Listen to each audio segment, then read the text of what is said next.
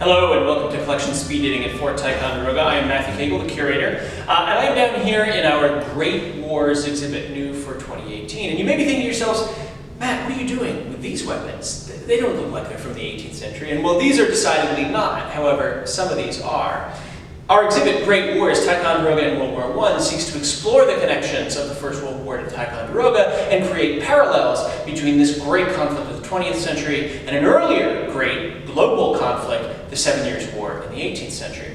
And so what I have right here is a grouping of weapons, some of which were brought back by our museum's co-founder, Stephen Pell, and his first general manager of Fort Ticonderoga, Milo King, during the First World War, and some 18th century weaponries to show some continuities between these two time periods. For one, both of these weapons, both this French infantry musket from the 1750s, as well as this Berthier carbine from the end of the 19th century, were manufactured at the Manufacture des Armes of Saint-Etienne, the heart of the French firearms industry going back hundreds of years. A center which made firearms for the French military in the 18th century, troops that were shipped all around the globe, and continued to make weapons now after a change of regimes from monarchy to empire to republic to monarchy again, back to empire, and finally back to a republic by the early 20th century, that made the weapons that armed French troops in the early 20th century in the conflict that we know as the First World War. In fact, they still manufacture arms for the French military.